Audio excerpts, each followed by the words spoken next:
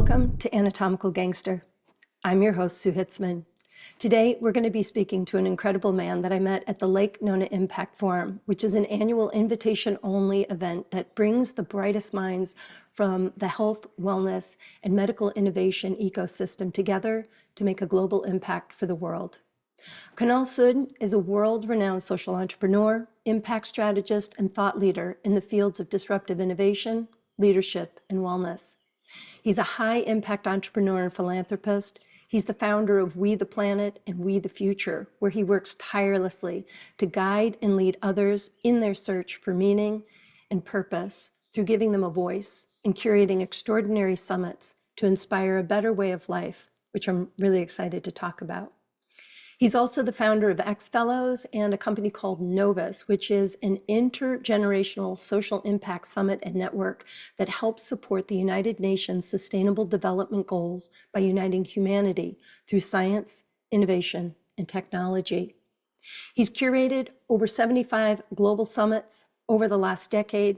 He's the founding curator and executive producer of the TEDx UN Plaza. He's also a CCARE Fellow at Stanford University, an Innovation Fellow at Columbia University.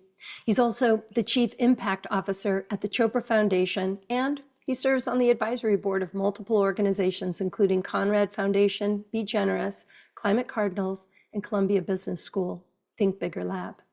Oh, and by the way, he also has 5 master's degrees under his belt. So to say that Kunal is deeply passionate about transforming lives of billions of people worldwide by leveraging exponential technology and media, it's almost an understatement.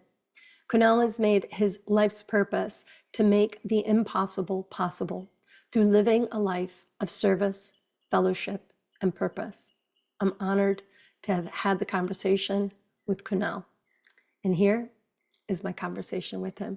I hope you enjoy it. So, Kunal, thank you so much for coming and chatting with me today. I am honored. Thank you so much for doing this. This is what we do, and we get such an extraordinary blessing. It's like from the spirit in me honors the spirit in you, and thank you for sharing the work I've done so far. I have a PhD in tour. I don't know if I told you this before, but I am finishing my PhD as we speak. And that's actually an even more interesting story in terms of my lifelong love for learning.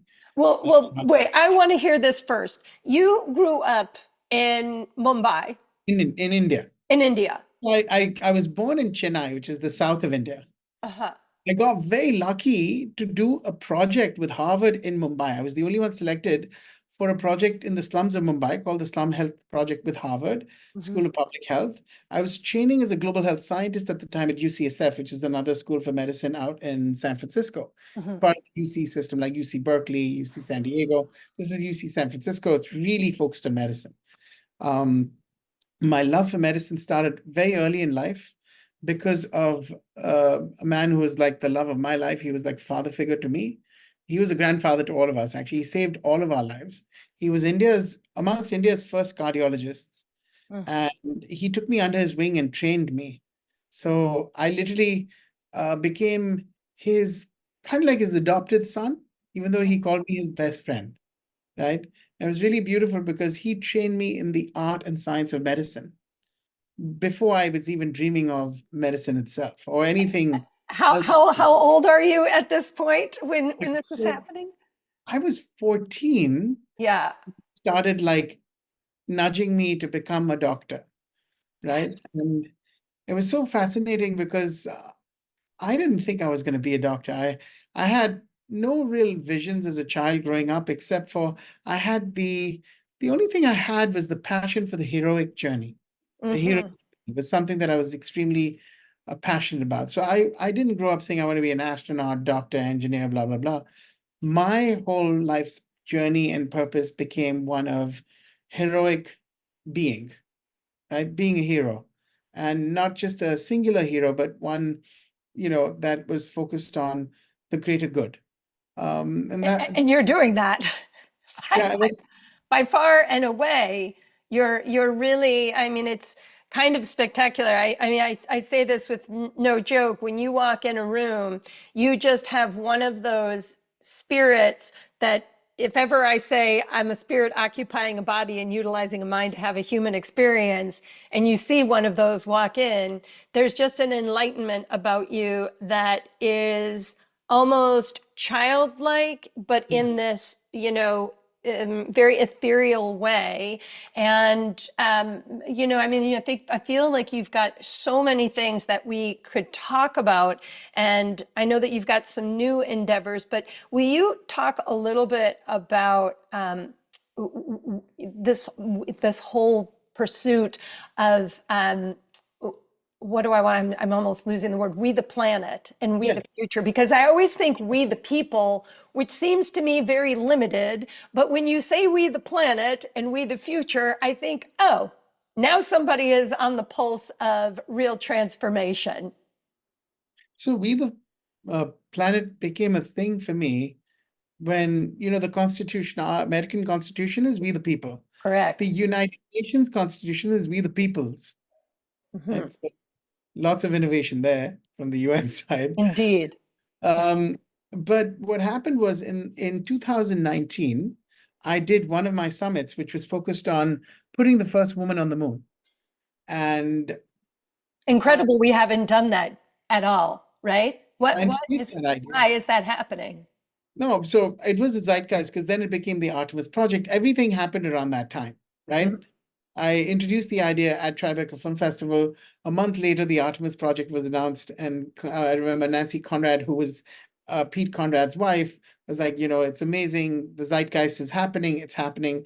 And then we brought it to the UN as the idea of the SDG moonshots, Mhm. and making two moonshots come alive in 2019 was to put the first woman on the moon and also, more importantly, start to look at the global grand challenges of our time, meaning the UN global goals, the 17 global goals of the UN, which is this pin over here, as rocket science.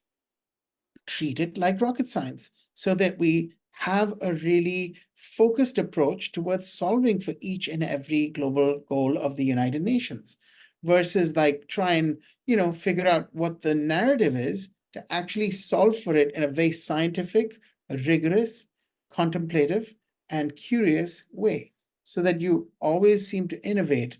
And what happened was my goal was to do this summit, and it became a really difficult ordeal.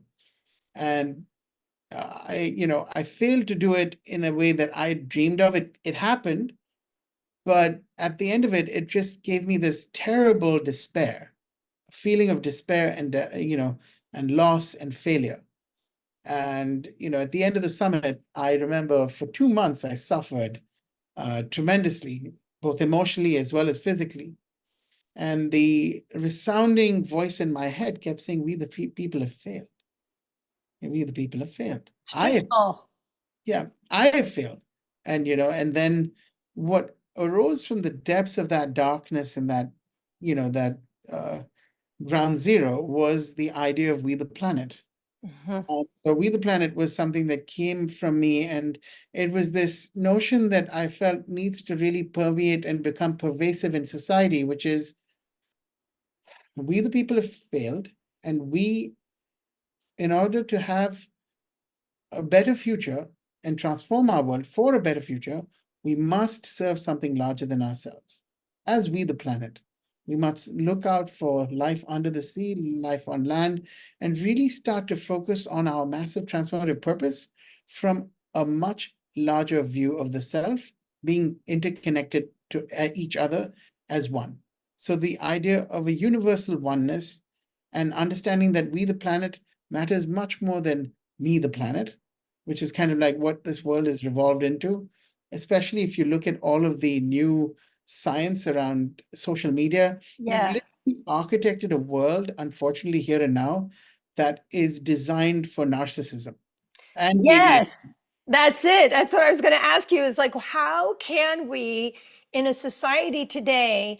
I mean, I just look at the youth today and the attachment to the phones, the need to scroll and scroll and scroll, and how many people are liking my things. Or I think to myself, how can we, with innovators like you, get this message out to younger um, humans because I feel like at some point they need to be having the roles of a president or someone in the Senate or, the doctors of today. And everybody wants to just be, I don't know, a social media sensation, and I think what is happening to our society today that's going to limit this understanding of coming together as a society of humans rather than a society in a country or a city or just you scrolling on your phone.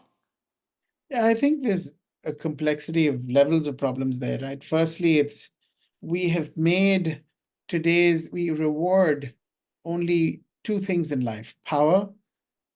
One is power and authority. Mm. And authority, usually in any way, it's usually sexualized or becoming an authority in as an expert. But today, if you notice, it's all about, like you said, the notoriety versus the true authority of mastery. So you can find someone who's a true master and walk by them because you've seen this person on social media who has 1 million likes. Mm. I feel like that is the biggest problem today is we're losing the hidden gems of society because we've socially architected and engineered for us to go to shiny objects. So we have a shiny object disorder. If it's a mental illness that we suffer from right now, it's this shiny object syndrome of who's got the fastest car, the most beautiful body, most powerful network, and the most interesting reputation.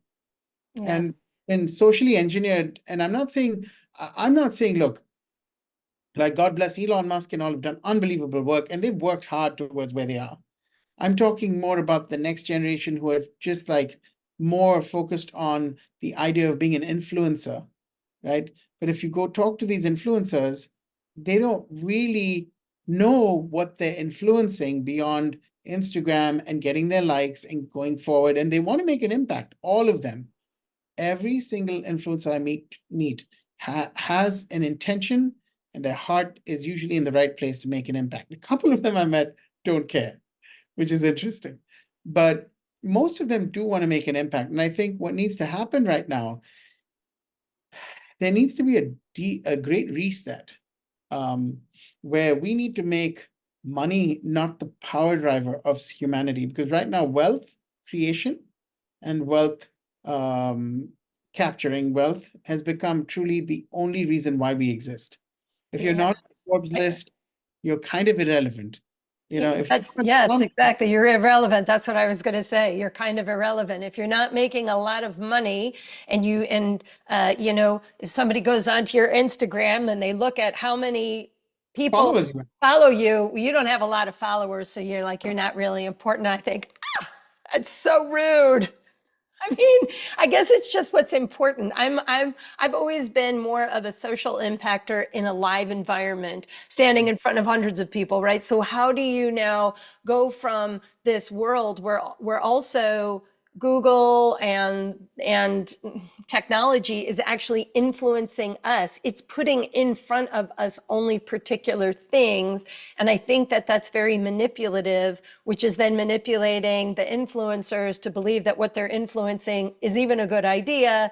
And does it really have any relevance to expand the global reach of wellness, science, technology, health, right? Where is the fine line of just it being something sensational and something really making an impact?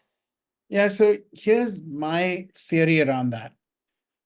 There are two people that are doing really good work around this, and they're both dear friends, Asa Raskin and Tristan Harris. They are the founders of Center for Humane Technology, and they made the movie Social Dilemma. Yes, great movie. Yeah, so they really shed light on this problem, but it's just like the food industry, you know. Um, what you don't really know won't kill you till you reach that point of near death. Hmm. So you don't know what this social technology is doing to you. You actually look at it as a great thing, getting those followers. It's a dopamine hit, Yeah. getting all those likes. And so it's almost like you don't see it because it's like eating a really phenomenal hot fudge sundae.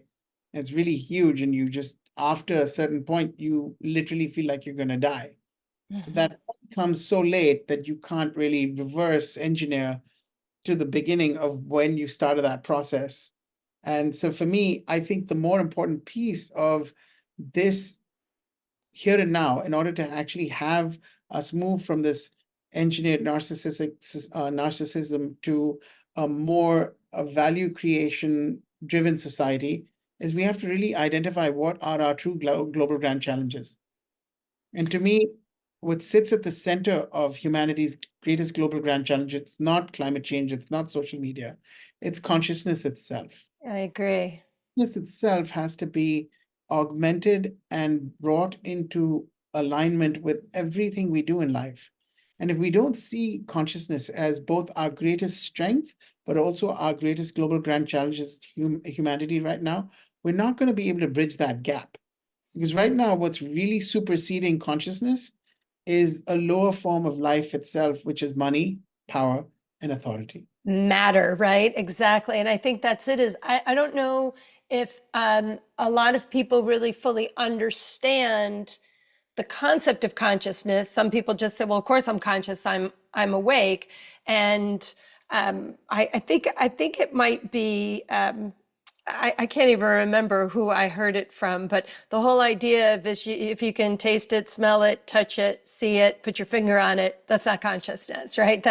It's right that matter itself comes out of consciousness. Consciousness is fundamental. So, Deepak Chopra is so great at explaining this in such simple ways. But how do we awaken more of an idea of this deeper sense of what the human experience is really about? And how would you define consciousness and the human experience? Like, what do you think is the fundamental basis of it all?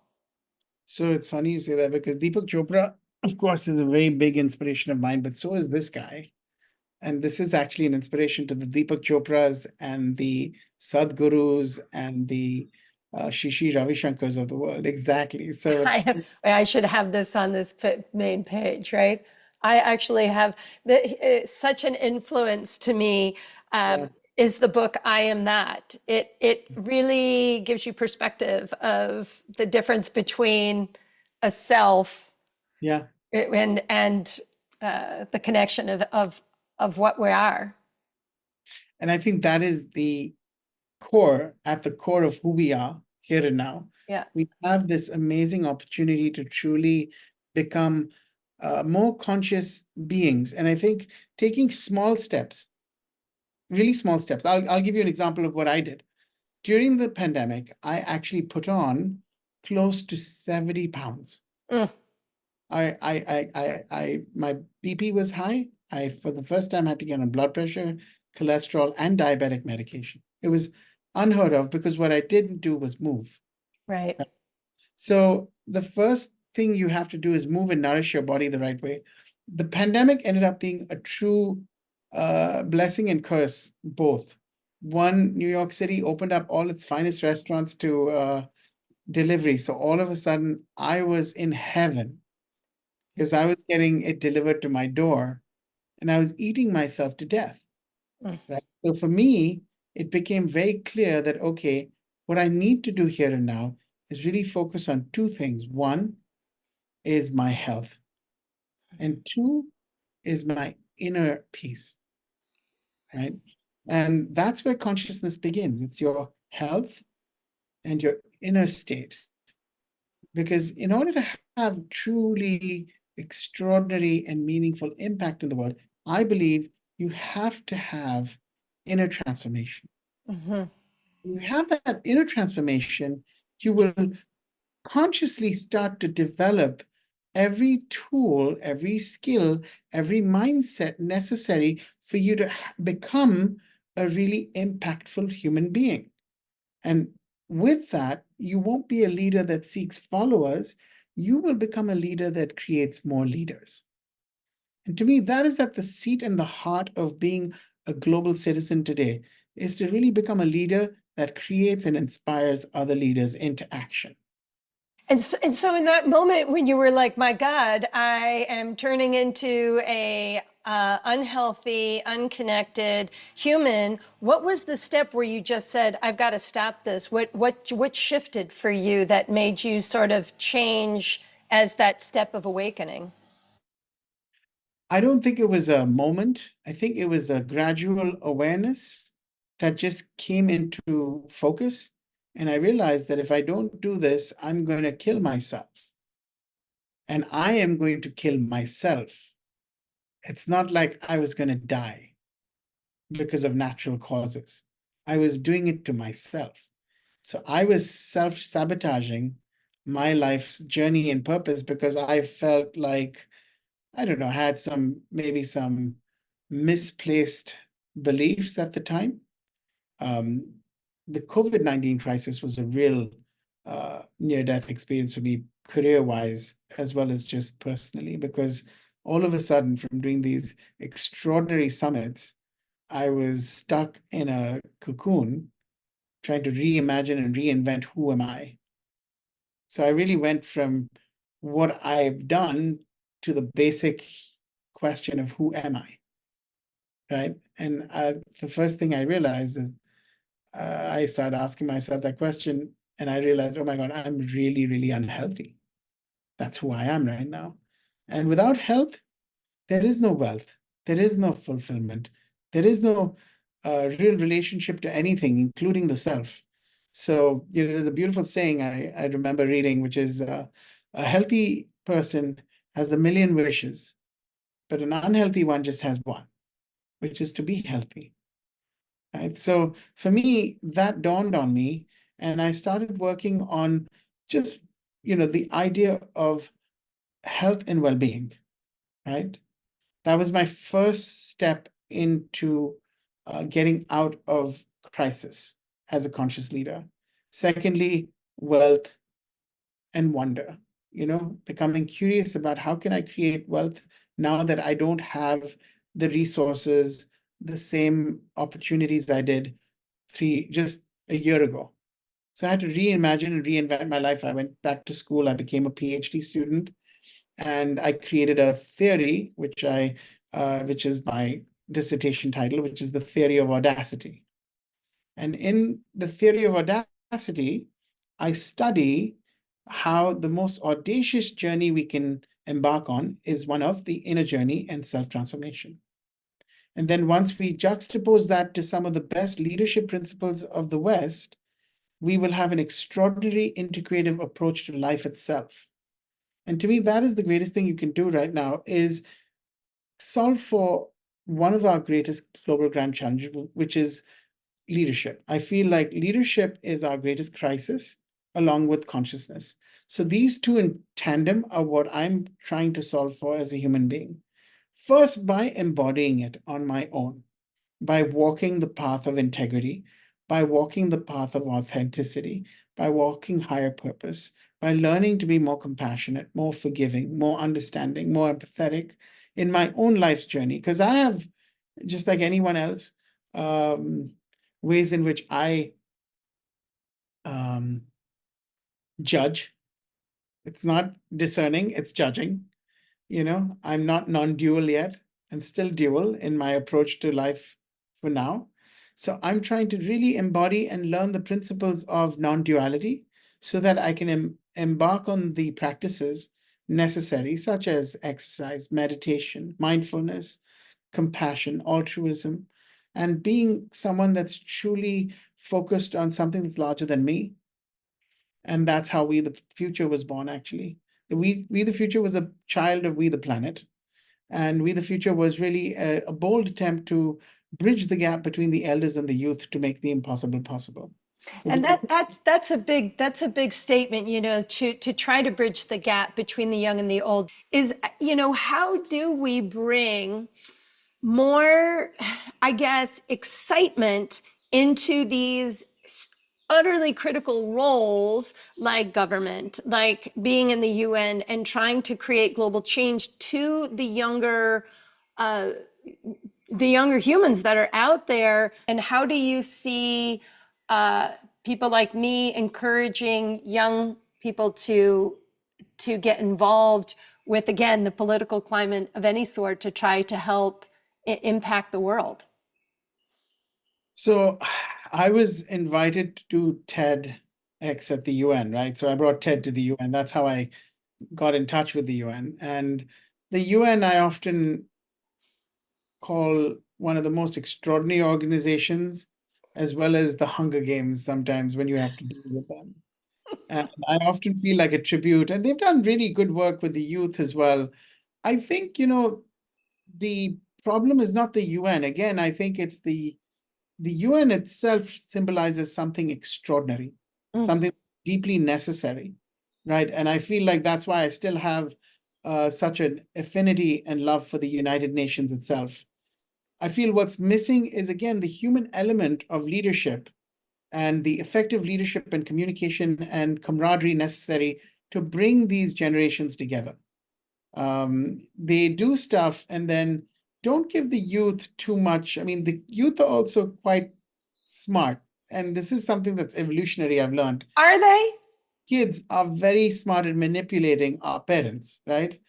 Well, I So guess that's all of us when we were kids, right? You figure out ways around things. How do I not get caught and do those exactly. things? Or I Exactly. agree. So the youth also do that still, and they've become much more exponentially smart about how to do it. And Mhm.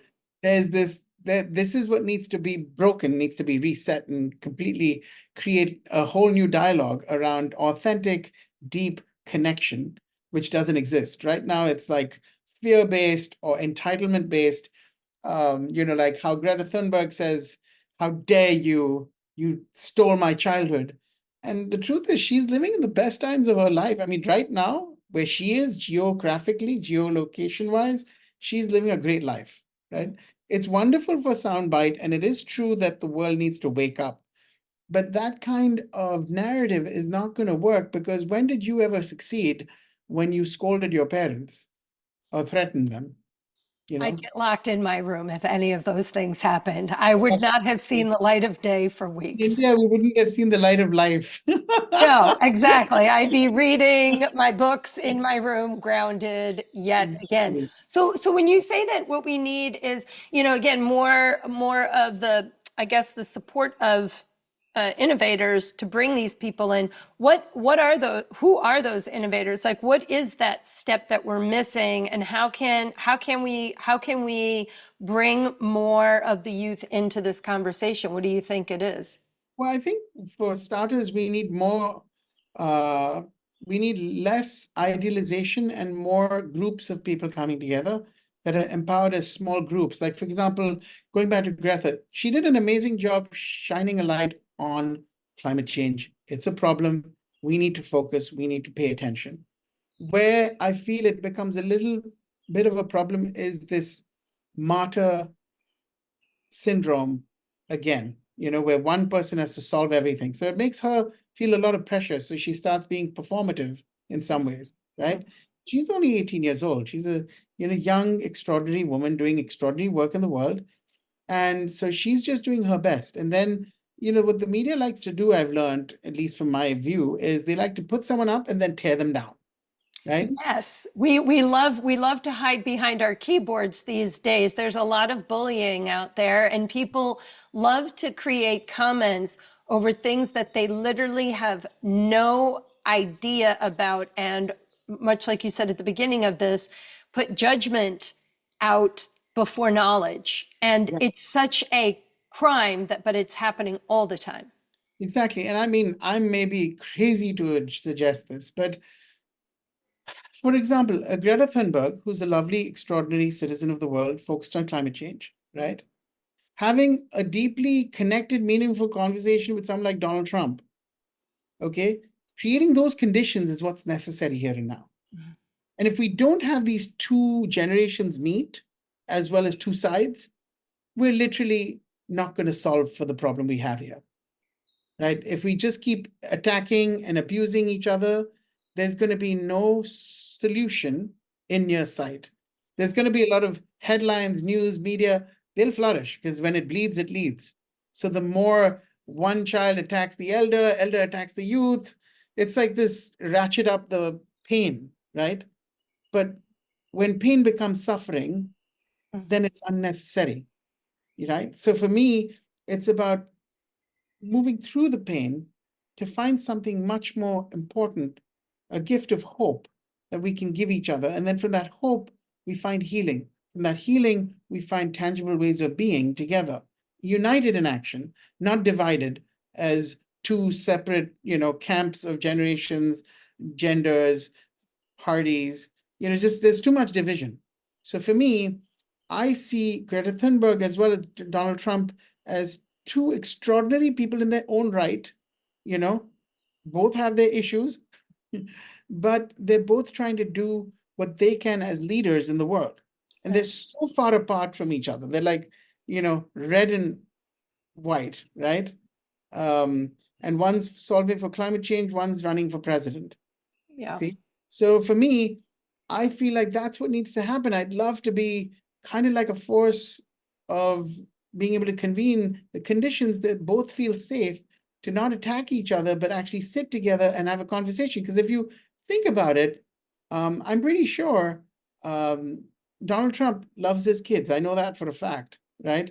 And Greta Thunberg loves her mom and dad. So there is this love that's there. We just have to tap into it. To me, that is the most important thing to do, is to look at love not as a four-letter word, but as as a true force for us to transform ourselves, transform each other, and really look at love in action as a way of being in life, so we can get over these painful, narratives that only feed for more narcissistic likes, followers, awful commentary, that just ratchets down the consciousness of humanity. So, Yeah, I think that's beautiful. I mean, it all starts, I mean, all relationships need communication. And I think there's a communication gap oftentimes with people that is probably the biggest crux of real transformation, is just having such a solid side that you are just waiting to talk again because you aren't listening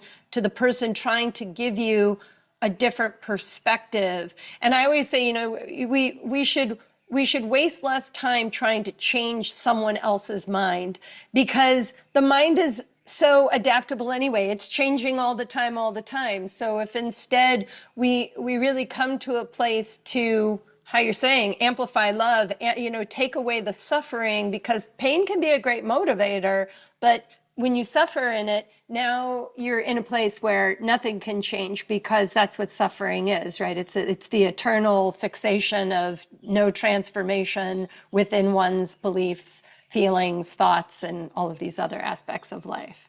and also, the other thing that I'd add there is that we live in a world where, you know, the victim, perpetrator, collaborator, and the bystander. Mm. The bystander is the fulcrum, you see. So if you look at the victim, perpetrator, collaborator is the guy who helps the victim. I'm sorry, the perpetrator attack the victim, And I'll give you a story of my own life where this happened. Mm. As a child, I was really obese, right? So I was like this gentle giant. And I joined this private school my parents decided to put me in. And so growing up, I was bullied, Mhm. tremendously bullied, you know? Me And too. yeah, and I was in school. Constant. I just come to this cool school that my parents want me to be a part of, because that's the school you go to in order to graduate and go into the best colleges, as well as it's a thing for it's the right thing to do, right? And I didn't understand why, but the first day I was in class, I thought I was going to be introduced to class, and the class teacher calls me to the front of the class. And at this time, it was actually legal to hit people in class, the teachers. And she took a wooden a ruler, like a scale, and she hit me on the side of my arm. And the whole class started laughing. And then she twisted my ear. And I said, "Wait, what? Why? I don't understand." I was so humiliated. And she said, "If I do this to you, you're going to lose your weight." I said, "Wow." So automatically, I was, Dude. yeah. But even worse, I was game for all the perpetrators and Oh, bullies sure. me.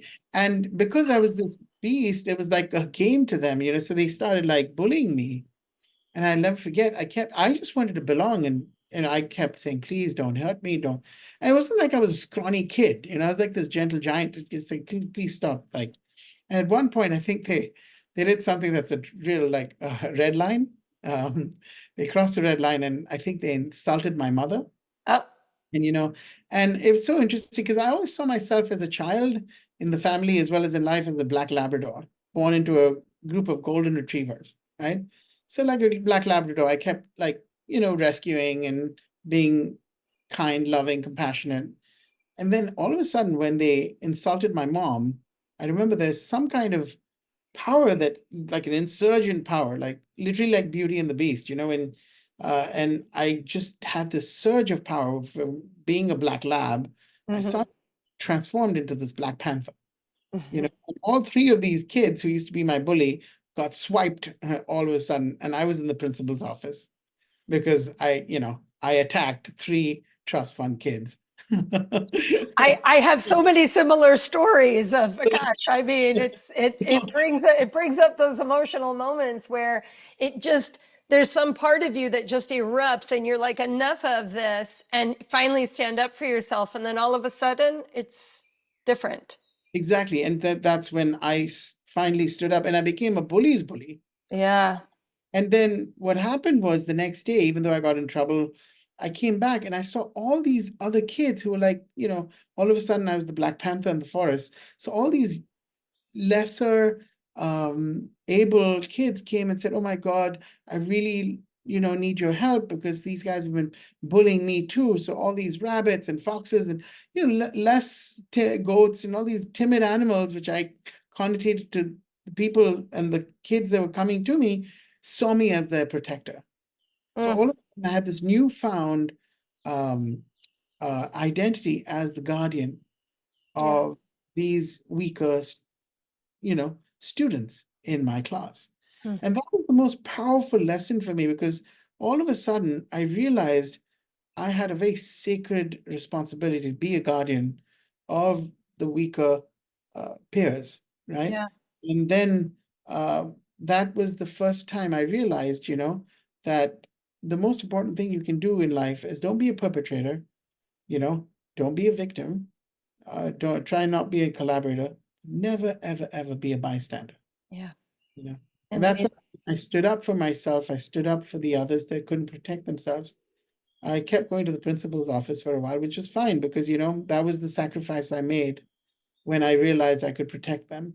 And it was worth it, And, you know. and and so now, I mean, I feel like this must be one of the reasons because it always happens when you're young, where somehow that sparks. I know this is going to sound crazy, but entrepreneurship, where you become a creator of things to create collaborative environments that didn't exist otherwise. You're now the I always felt like I was so, my dad always called me weird. He's like, you're so strange. And I kind of always felt like the outcast, always bullied. And then as I got older and I felt so isolated, I just thought I'll just create my own community. And then that way I'll be a part of something that will allow me to be who I am and not be so afraid. And now, so many years later, it's an incredible community that we have. Now, you also, this kind of like draws a question to me with business.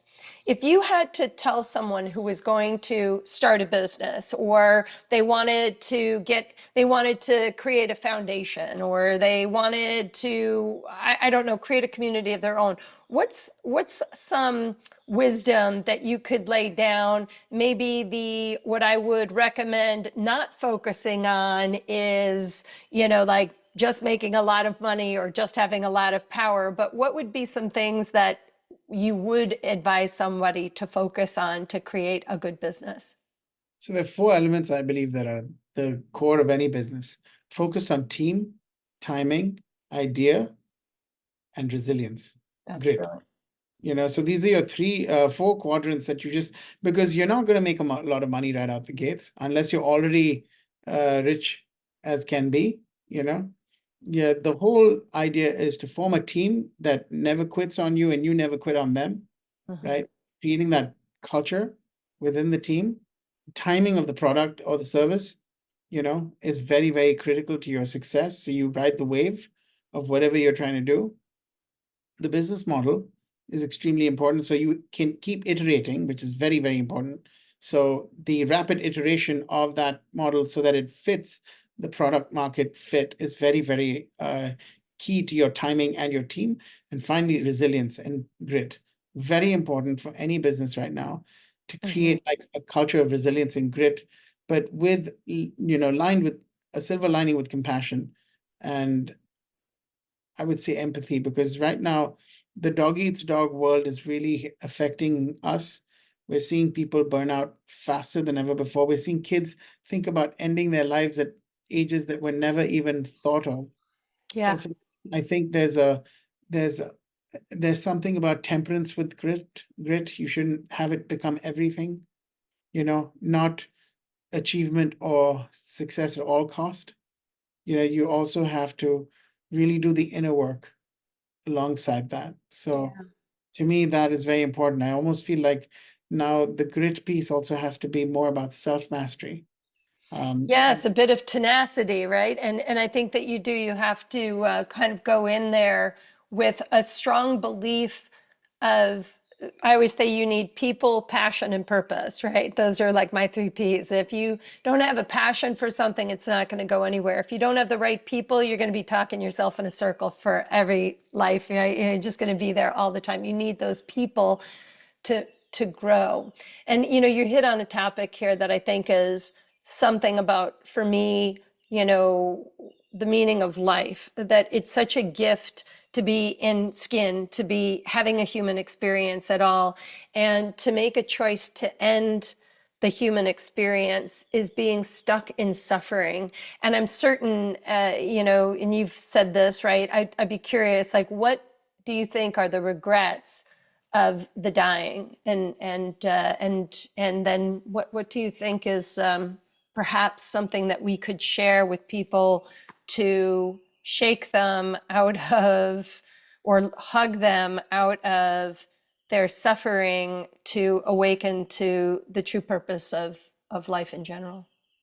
Yeah, it's so funny you say that because my I think I shared with you my doctor committed suicide, right? So I had to really understand what it meant to wrestle with death. For the first year, I didn't understand what was happening. I couldn't sleep. I remember sometimes with the light off. Mm-hmm. Almost 6 months, I couldn't sleep with the light off. And then I ended up coming back to America to study integrative psychology. Mm. Uh, and I worked in the death and dying ward. That's what I did for 2 years before I went to the slums of Mumbai. And I studied to be a therapist. And that's when I really learned. And I read this one book called by Ronnie Ware, Regrets of the Dying. And the number one regret that I still feel I struggle with, even now, is to lead a life that's true to yourself and not one that is expected of you by others. Yeah. So I've really powerful. started, yeah, I've really started to live a life that's true to myself and in service of others. But the most important thing there is to really calibrate that it's not expected by others. And that's a very hard thing to do. To exercise that is so difficult in life itself because you keep wanting to prove to everyone, especially in the socially engineered environment we speak of. One of the regrets of the dying right now is I didn't have 1 million likes, and that shouldn't be a regret, you know? I Is that mean, is that truly a regret? Is something that has to do with social media? I find this heartbreaking and also confusing to me, because in the end, I think when you really get down to the net of it, none of that even really matters. And I think if you're living a life to prove yourself to someone else, which I feel when I was younger, I was kind of under that beholdenness of my father, of trying to, make him happy or make him proud, and then going through up into my 20s, never hearing, my gosh, I'm so proud of you, or great job, I can't believe you did that. It was just none of that. And then he died.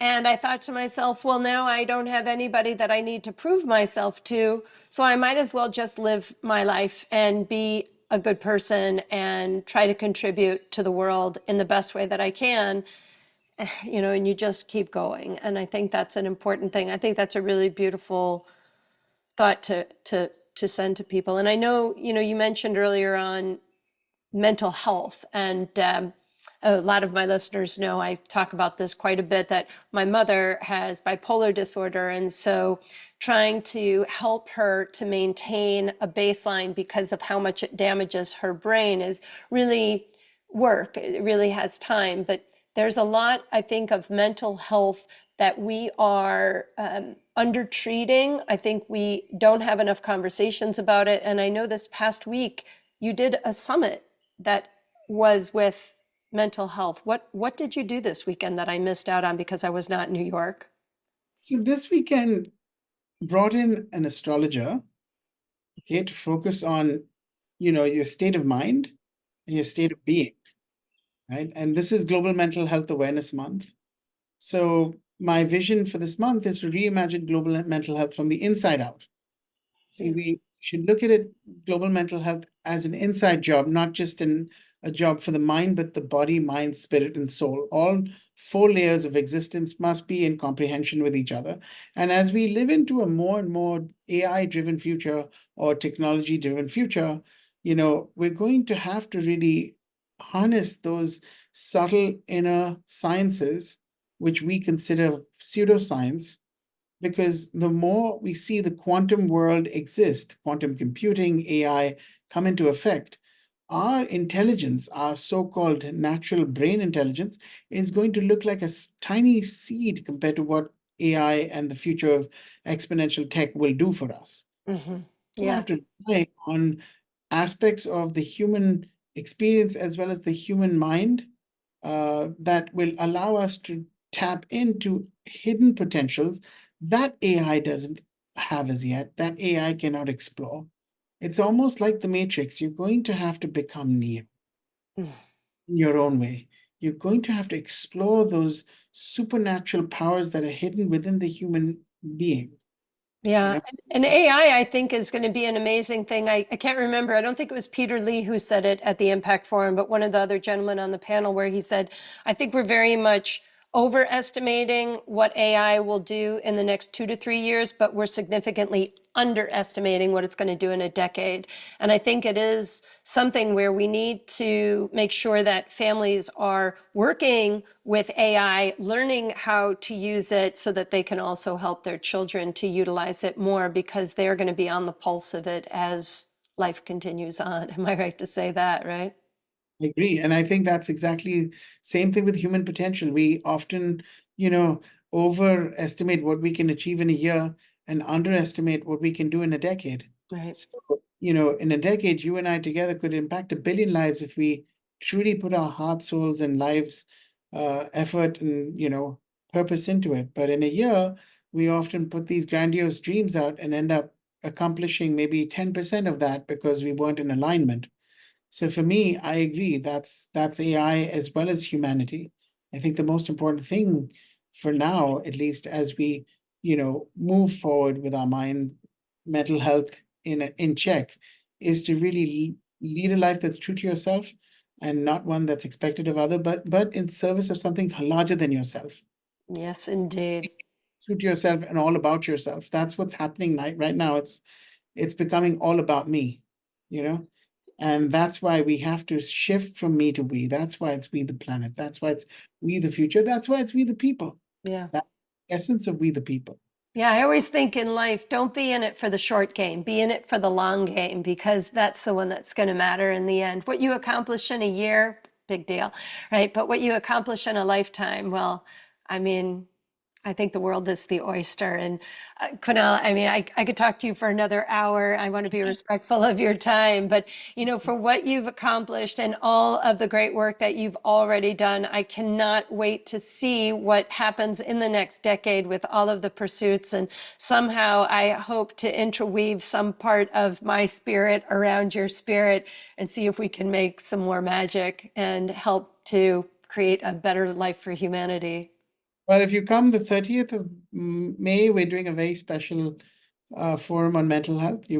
I'd love for you to be there with In New us. York? I will be there. Okay, great. Well, you have an invitation to that, and I'd love to have you. I love that. Interesting people in the room, and you'll be one of the most interesting women in the room for sure. I so appreciate that, Kunal. So Kunal, if people want to come and find you, where is the best place for them to learn a little bit more about what you're passionate about? Sure. They can either visit wetheplanet.com or the choprafoundation.org, which is where I serve as the Chief Impact Officer. My email is really simple. It's kunal@wetheplanet.com. And I'm happy to help anyone in any way I can, with my expertise. And I think for me, it's more about inspired action. So just if I can inspire action versus like have to do something for people. So yeah, they can find me on the web. I'm there too. Connect with me on LinkedIn, but I'm really, really good at responding to people once I think I can be of service to them. So yeah, that's Uh, way to find me is, I and hope that all of you do that. and then they can find me in one shot. So Indeed, indeed. Well, Kunal, again, thank you so much for the time and for sharing some of your wisdom and sharing what you know that most people don't know. But now that they do know, it might very well impact their very lives if they continue to look at what you're doing. I think you're doing amazing work. So thank you for being on Anatomical Gangster with me. thank you. Thank you so much. I had an idea a while back calling myself a spiritual gangster, but it's funny, anatomical gangster is even cooler actually in some ways. Well, to me, that's like, anatomical as anatomates to break complicated things up into small parts so that we can understand it. And gangster to me is just people going completely against the normal traditional schools of thought and being the disruptors of the world. I mean that in the nicest way, I though. love that. No, positive disruption is the way of the future.